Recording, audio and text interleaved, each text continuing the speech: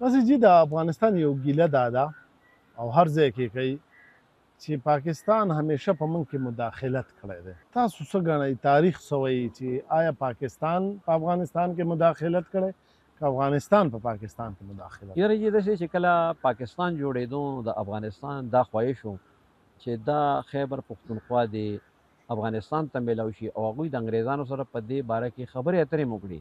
خو انګریزانو وایي چې نه موږ د دې ته هېڅ قسم علاقه تاسو ته نشو درکولی. نو د افغانستان لکه دا امید ناکام شو، هغې کار ونه شو. نو چې کله پاکستان اقوام متحده کې ممبر جوړېدو نو افغانستان نماینده چې هغې مخالفت وکړو. بیا څو ورځې پسې هغه خپل مخالفت واپس واخیستو. لکه پاکستان که هغې ووټ ورکړی وی او که نه پاکستان خو ممبر جوړ شو خو هغې خپل هغه ووټ واپس واخیستو او پاکستان ممبر رکنیت ته میلاو شو. خو د دغې باوجود د هغې دلته کې مداخلت ختم نشو. په دغه زمانه کې عبدالرحمن پژواک دا یو افغانستان ډیپلومیټ و. د پاکستان خلاف به ډیره پروپیګنډه کوله، په اقوام متحده کې به تقریرونه کول.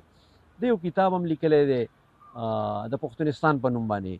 او زمونږ د ملک یو عجیبه کار دی چې ټول ژوند یې د پاکستان خلاف تیر کړی و. خو چې کله د روس فوجیان افغانستان ته راغله د ده نوکري ختمه شوه. دی راغله پېښور کې اوسېده او په پېښور کې مړ شو او بیا د لغمان اوسېدونکو هلته د مړی ویړو هلته ښخ کړی شو.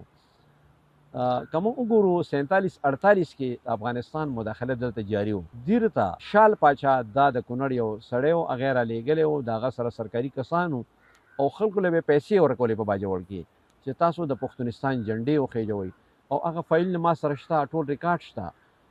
نو بیا د باجوړ خلک راپاڅېد او دغه شال پاچا ته الټیمیټم ورکړو، وارننګ ورکړو ته دې علاقې نه وځه، که نه موږ به چې ته په کوم ځای کې اوسې هغه کور به سیزو، هغه دیره به سیزو.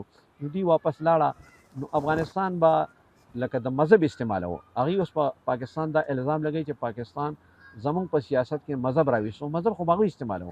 لکه هډي مولا چې د انګریزانو خلاف تحریک چلو نو مذهب استعمالو.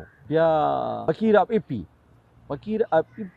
بیا د انګریزانو خلاف مذهب استعمالو. او چې کله پاکستان جوړ شو نو د پاکستان خلاف هغه کار کو. انګریزانو ولا افغانستان ولا مدد ورکو. هغه له پرینټینګ پریس ورکړی و، د پاکستان خلاف پروپاګاندا په وزیرستان کې چاپ کوله. نو شروع د هغې نه شوې ده او پاکستان د هغې جواب کړی دی. لکه هغې پښتون زلمې په 72 کې یو تنظیم جوړ کړو. د پاکستان نه به خلک الکان بوتله هلته به ټریننګ کول او هغوی به راته دلته به دماکې کولې.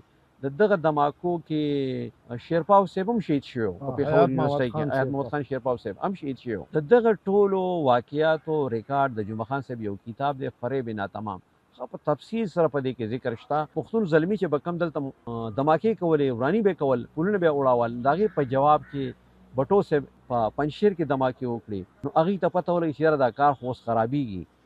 نو هغې کاروایي کړې ده او پاکستان یې جواب کړی دی. که هغې نه کوله نو پاکستان ته هېڅ ضرورت نه و. نو د هغې په دې خبره کې لکه دونه وزن نشته. که هغې په پاکستان کې مداخلت نه کولی نو پاکستان ته هېڅ ضرورت نه و. ګوره قائد اعظم چې کله پاکستان جوړ شو راغلی دی خیبر ته او په لنډي کوتل کې د افغانستان د فوجي سره لاس میلاو کړی دی. بیا خلک دا وایي چې دغه فوجي نه لاس کټ شوی دی. د هغه فوجي سپته ونه لګېږي چې څه شو، ظاهر شاه صاحب هغه وجلی دی یا یې څه ورسره کړي دي. یعنې د قائد اعظم سره لاس میلاول د هغې په نظر کې دا یو لوی جرم و. نو د پاکستان جوړېده د هغې په نظر کې دا د لوی افغانستان جوړېدو کې یو لوی رکاوټ جوړ شو. هغه دشمني د جاري ده او دا اوس هم روانه ده. بالکل ټیک جی.